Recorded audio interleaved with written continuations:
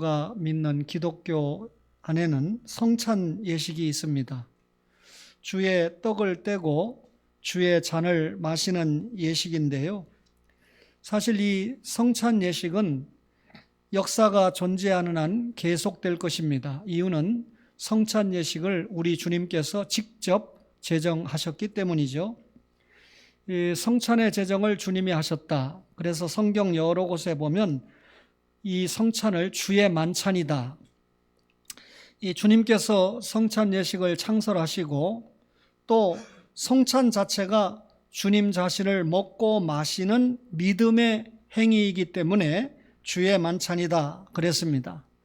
또 이를 축복의 잔 혹은 주의 식탁, 오늘 본문과 또 고린도전서 10장 21절을 보면 떡을 뗀다 그랬는데, 이 떡을 뗀다라고 하는 의미는 주님의 고난을 지적하는 말입니다.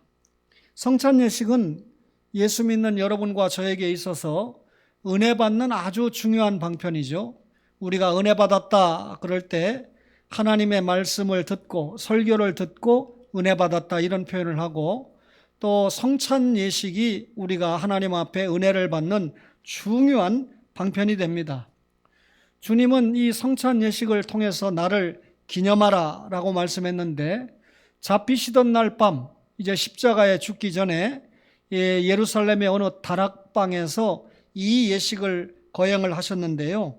주님은 내가 내 제자들과 함께 유월절을 먹을 객실이다. 성찬식을 감당하시면서 유월절을 먹을 객실이다 이렇게 표현을 했는데요.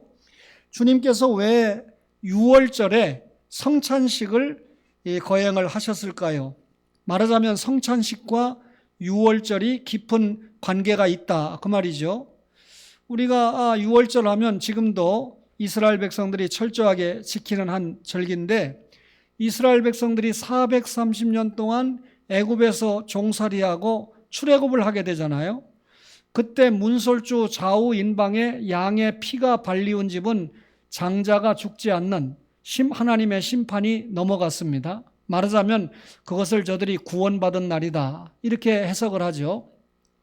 이스라엘 백성들이 애굽에서 나와서 3개월 뒤에 시내 광야에 도착을 했을 때 모세를 이 시내산으로 불러서 십계명을 주시면서 이 시내산 언약을 세우지 않습니까? 이 언약이 근거가 돼서 우리가 구약이다, 하나님과 이스라엘 백성 사이에 맺은 언약이다. 그 핵심의 내용이 율법을 주셨는데, 율법을 주신 이유가 율법을 통해서 우리가 못 지킵니다.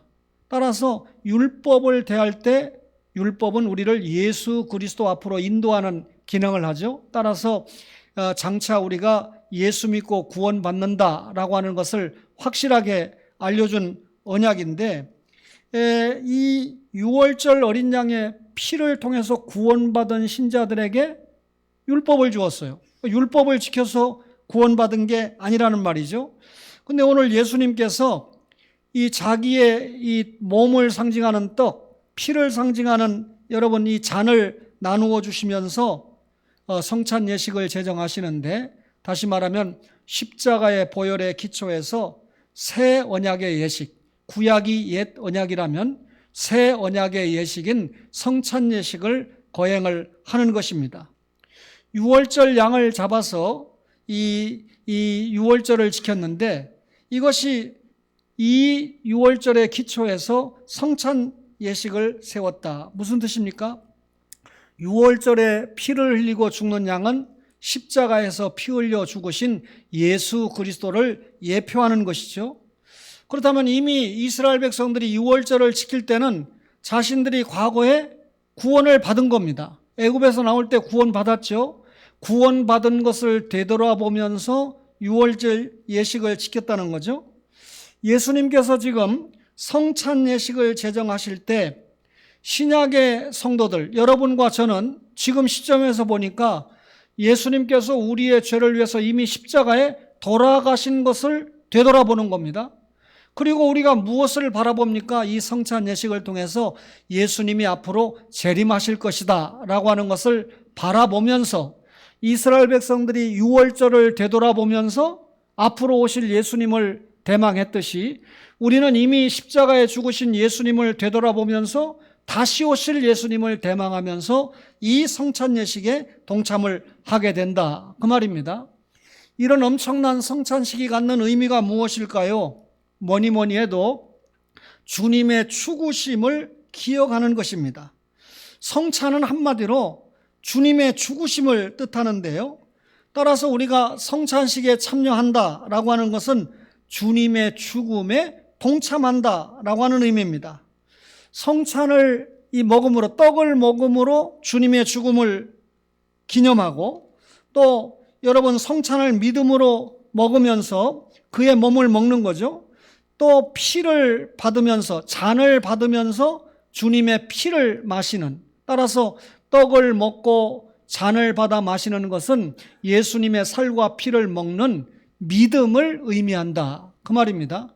따라서 믿음이 없으면, 세례받지 못했으면 성찬 예식에 참여할 수가 없습니다. 이 예식에 동참하는 여러분과 저가 성찬 예식을 할 때만 예수님의 피와 살게 동참하는 것이 아니고 날마다 우리의 삶 속에서 그리스도의 고난과 죽음에 동참을 하는 것이죠. 왜 그렇습니까? 여러분, 우리가 죽어야 되는데 예수님이 대신 죽어서 우리의 구원을 이루었습니다. 성찬에 참여함으로 말미암아 예수 그리스도께서 하신 모든 약속들이 내 것이 된다. 그리스도와 함께 신비한 연합을 하기 때문에 주님이 약속하신 모든 것이 내 것이 된다는 중대한 의미가 성찬의 의미가 되는 것입니다. 이런 의미를 알면 성찬 앞에서 겸손하고 감사할 수밖에 없겠죠. 이 성찬의 중요한 의미가 십자가에 못 박히신 그리스도와 신비한 연합을 의미합니다.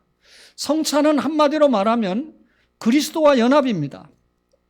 이 주님의 몸과 피를 먹고 마심으로 한 몸을 이룬다. 신비한 연합이죠.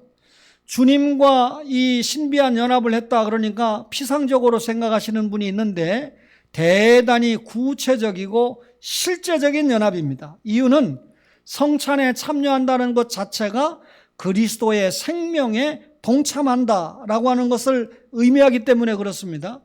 우리가 성찬에 동참하는 사람들은 주님의 십자가 죽음을 믿고 사흘 만에 부활하신 것을 믿습니다. 따라서 이 사실을 믿고 성찬에 동참하는 여러분과 저는 우리가 처한 학교나 가정이나 직장이나 어떤 일터에서라도 예수님의 구체적인 사랑을 실천으로 보여야 됩니다. 이유는 주님의 복음을 전하는 데 있어서 우리가 보이는 사랑만큼 큰 향기가 없기 때문입니다. 그렇다면 오늘 이 추수감사절에 성찬에 참여하는 우리의 자세가 무엇일까요? 중요한 것은 회개하면서 참여해야 됩니다.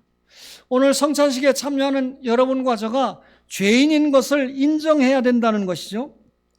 자신이 죄인인 것을 인정할 때 진정한 성찬의 의미가 있습니다. 모든 인간은 죄를 가지고 있지요. 우리의 시조 아담이 하나님과의 언약에서, 행위 언약에서 실패를 했습니다. 실패하면 어떻게 된다고 그랬죠? 반드시 죽는다고 그랬습니다. 따라서 아담 이후의 모든 인간은 이 죽음이라고 하는 참담한 결과를 받아들었는데, 이러한 이 죄를 주님 앞에서 구체적으로 고백하는 시간입니다. 그럼에도 불구하고 우리가 항상 하나님께 자기 자신을 내려놓지 못하고 하나님의 위치에 올려놓고 살았습니다. 하나님이 뭐라고 말씀하시면 내가 언제요? 하고 아담 하와처럼 변명하고 핑계하기 좋아했지요. 우리가 무엇을 결정할 때 하나님의 뜻을 생각하고 결정했습니까? 기도 한번 해보지 않고 자신의 뜻대로 결정하는 경우가 너무나 많았습니다. 물질을 하나님처럼 섬길 때가 많았습니다. 육신의 쾌락을 하나님처럼 섬겼을 때가 너무 많았습니다. 함부로 말하고 함부로 생각할 때가 너무 많았습니다. 주일을 주님의 날로 생각하지 않고 나를 위해서 내가 원하는 날로 지난 경우가 많았습니다. 세상의 풍속을 따라서 행하는 삶을 살았습니다. 하나님께서 우리에게 주신 것에 만족하지 못하고 수없이 이웃에 대해서 시기하고 반목하는 탐내는 생활을 우리가 해왔습니다. 우리는 이런 죄의 고백과 함께 회개하는 마음을 가져야 됩니다. 회개가 뭐죠?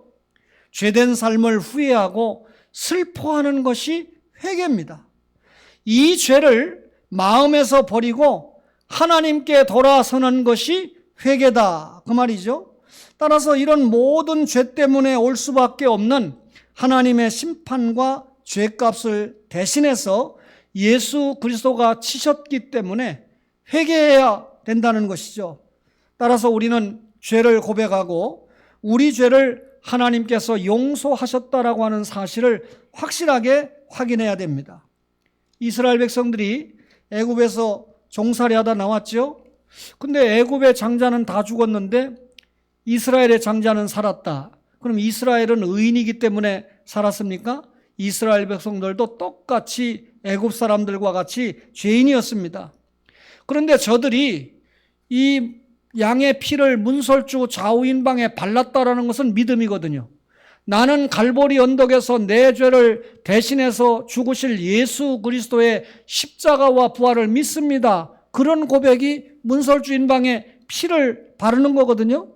이런 그 고백과 회개 때문에 하나님께서 바로 이스라엘 백성을 심판하실 수 있었는데 그 심판을 누구에게 맡긴 겁니까? 예수 그리스도에게 맡긴 겁니다. 따라서 예수 그리스도를 믿는 문설주 좌우인방의 피를 통해서 앞으로 예수님이 내 죄 때문에 십자가에 죽으신다라고 하는 사실을 믿는 이스라엘 백성들에게는 죄를 탕감하고 심판을 건너가게 해서 구원을 하셨고, 믿지 않는 애굽 백성들은 장자가 죽음으로 사실상 멸망받는다는 것을 보여주신 겁니다.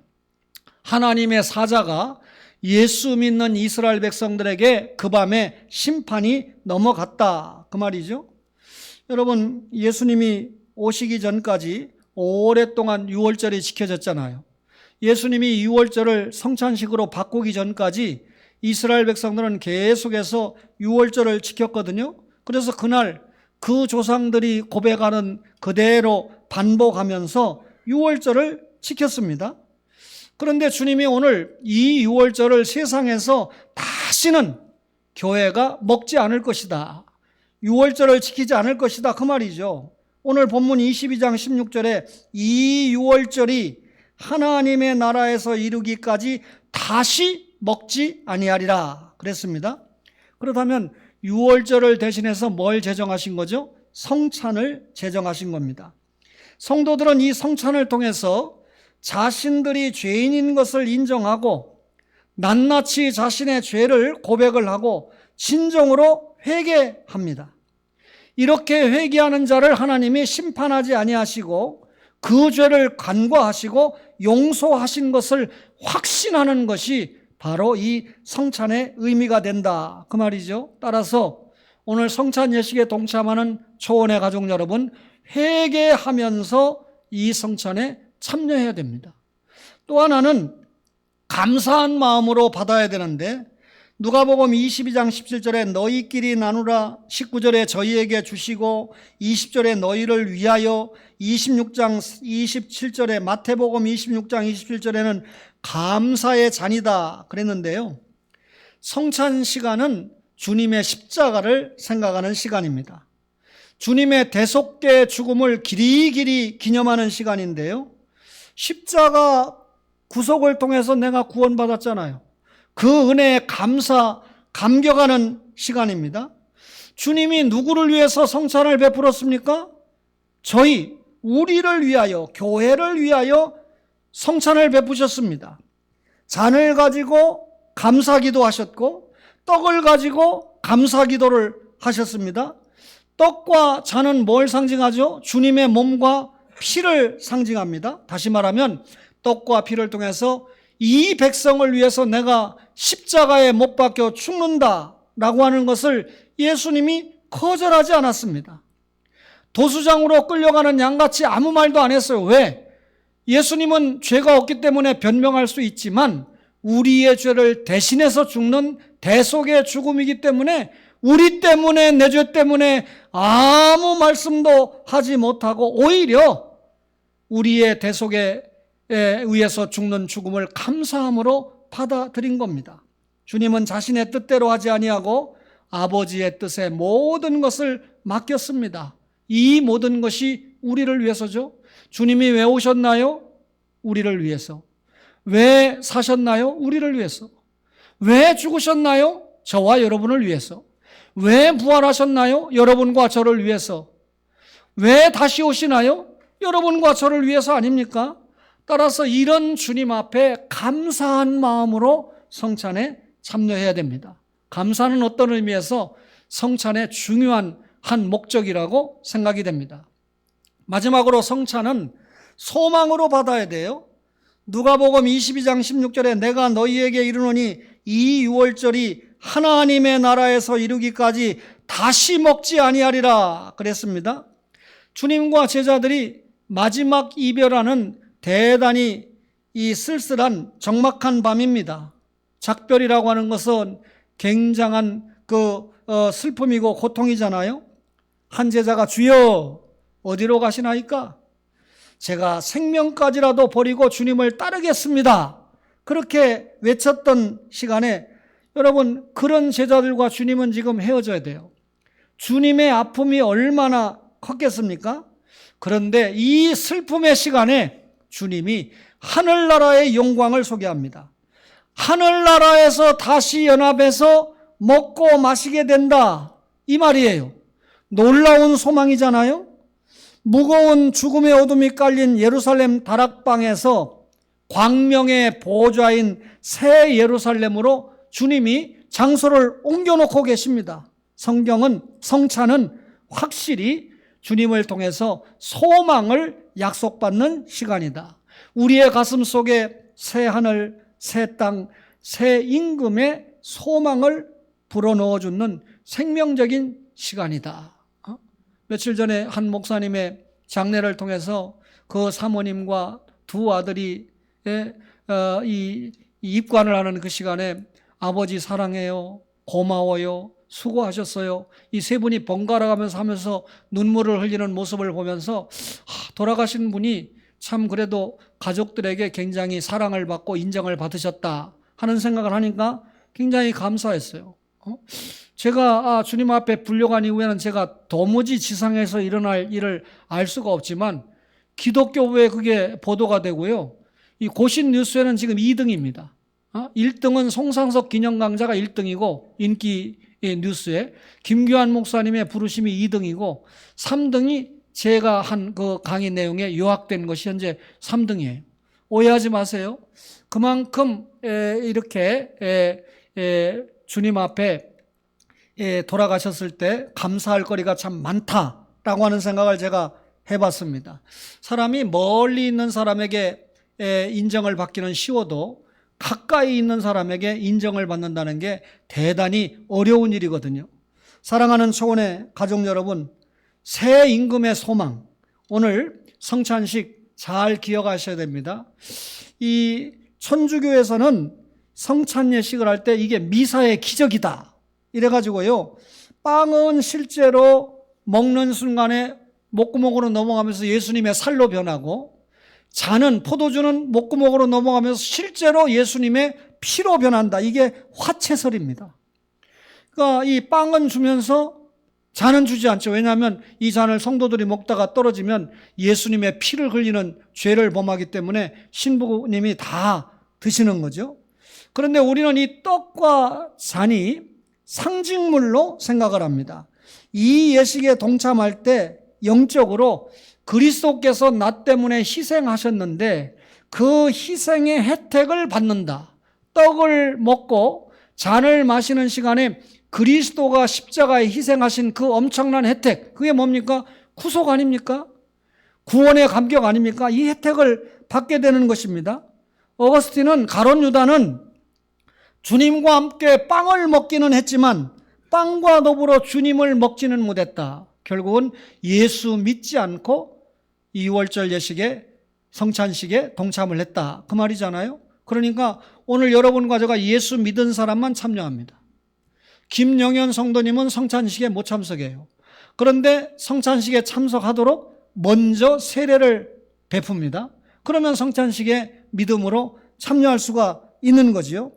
오늘 이 성찬 예식에 회개하는 마음으로, 감사하는 마음으로, 특별히 주님 다시 오시면 우리가 새하늘서 땅에서 주님과 만나 그분을 모시고 세세토록 왕노릇한다는 그런 소망을 가지고 성찬 예식에 동참하는 초원의 가족들이 되시기를 간절히 바랍니다. 주신 말씀 생각하면서 이 시간에